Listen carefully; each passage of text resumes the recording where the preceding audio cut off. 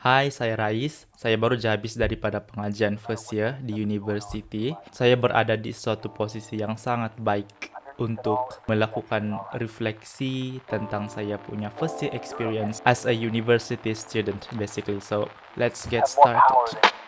than you might be giving yourself credit for. If you have something that's going on in your life right now that's Untuk pengetahuan kamu semua, saya merupakan pelajar psikologi counseling tahun 1 dan saya baru habis daripada pengajian semester 2 pada tahun inilah. Dan saya rasa I think it's really important for us to do this as a student because benda inilah yang akan membantu kita untuk improve dari semasa ke semasa kita punya kekurangan dan menambah baik kita punya kebaikan in the future. Insyaallah. Hopefully this video will help some of you guys. Sebab saya personally think that video ni it's not really knowledgeable. It's just some of my experience berhadapan dengan university life as a first year student. If it does help you, then that's a good thing. Basically for the first topic that I'm going to be talking about is cara kita beradaptasi dalam suatu keadaan yang baru.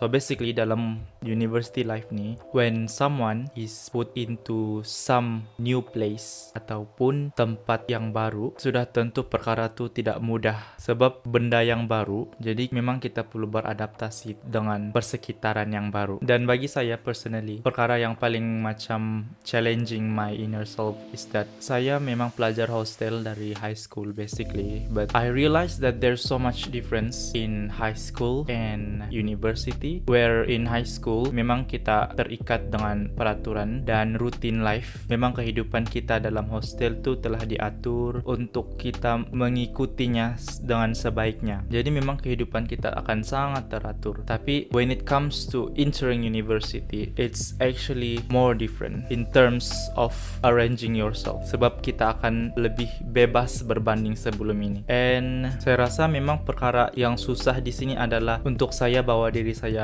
buat peralihan daripada routine life to non-routine life. Memang sesetengah orang dia akan excel dalam perkara ni lah sebab dia prefer untuk manage diri dia sendiri, which is a really good attributes. But then I think that's the most challenging thing for me to do in those situation lah personally. Memang kita sudah sedia tahu lah yang you can bring phone in your university, and I think that's one of the flexible in this university. That's actually a problem. Bila pelajar is getting way too free, they could lose control. And when that happens, it's going to be hard to handle for some people. And for me, I just feel like that's an effort for me to work on. I think those part of my problems comes from myself, which is the emotions that I'm trying to ignore by using my phone way too often. And I think it's just me trying to ignore my feelings. Ignoring your emotions by playing with phone, it's really something that you shouldn't be doing.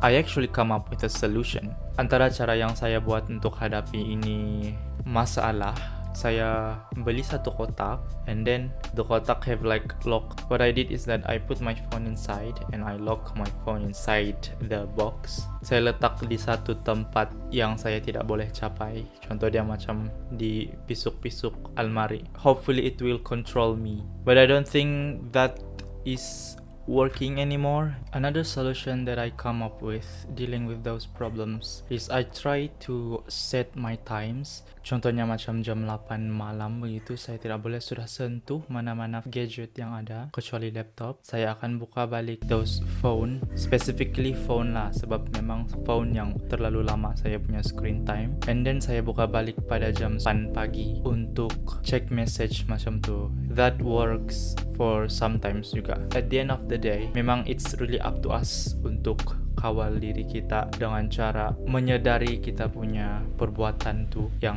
tidak memberi apa-apa manfaat dari segi productivity. So that's the thing that we have to realize actually. Bila kita sudah pegang phone tu kan, kita akan scroll sampai kita tidak sadar jam berapa sudah, dan itulah saya rasa yang berbahaya. Kita boleh juga guna laptop sebab laptop ni mungkin dia lebih berfokus, tidak boleh scroll macam phone, Dan bila kita guna laptop, kita boleh juga guna WhatsApp dalam laptop tu. So we can just chat them through laptop lah basically. But I don't think this is going to work for some people. It's personally working for me. I think saya akan lebih berfokus lah kalau use laptop kan. Mostly my classes start at 9 AM. Sempat lagi masa untuk saya check saya punya phone. Yeah, so I think that's one of the thing that you guys can try. For the next part that I'm going to be talking about my experience in my first year of university is the social life.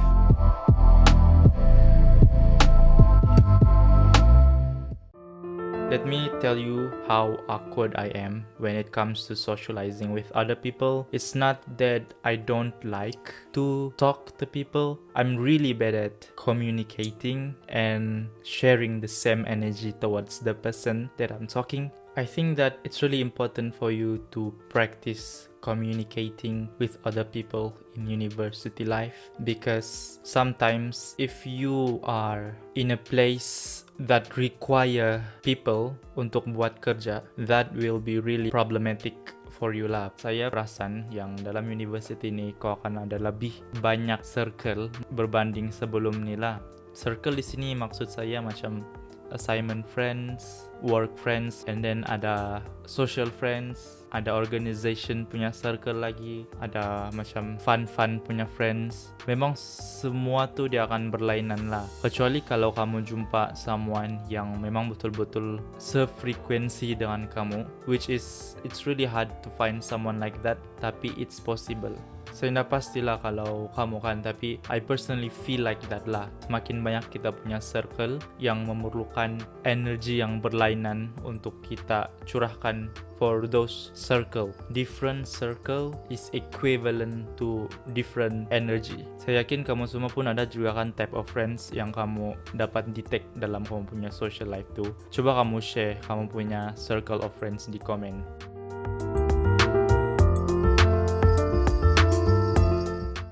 Basically, studying in university is tidak juga terlalu berbeza dengan high school ataupun sebelum-sebelum ni. Cuma sistem dia yang berbeza lah basically. Contohnya kan kalau di high school kita akan guna buku teks, kita ada bahan yang dibelikan oleh guru basically. Tapi kalau di university ni dia sangat berbeza sebab bahan tu sudah ada, tapi kita kena cari sendiri. Most people use Google ataupun ada yang lebih konvensional suka pergi library cari maklumat di sana, which is one of the effective way juga actually. Saya rasa memang university memang semua ada library yang canggih. Kuliah dan tutorial memang ada. I personally feel like it's not enough for me because dia punya informasi tu terhad dengan apa yang lecturer memberi syarahkan tu lah.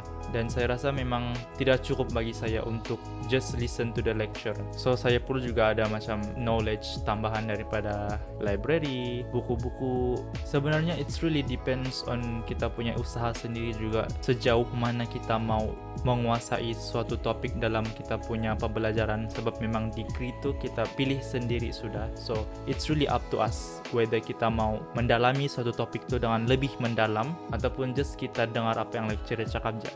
Kalau kita mau belajar nih kan, kita perlu ikut kita punya pace sendiri. Maksud saya kita tidak perlulah terkejar-kejar kalau kita mau belajar satu topik tu. Sebab memang di university ni, kalau kita terkejar-kejar, kita tidak tahu cara kita belajar macam mana, memang kita akan burn out dalam pembelajaran. Sebab kan memang saya rasa tercabar dengan my course mate lah. It's not in a bad way lah, tapi macam oh my god, diorang faham sesuatu ilmu dalam tempoh yang sekejap. And then saya pun rasa macam oh my god, I need to catch up. Bila saya rasa macam benda tu saya perlu kejar, situlah saya rasa burn out. Sebab cara yang saya pakai ikut dorang, it's not compatible to me.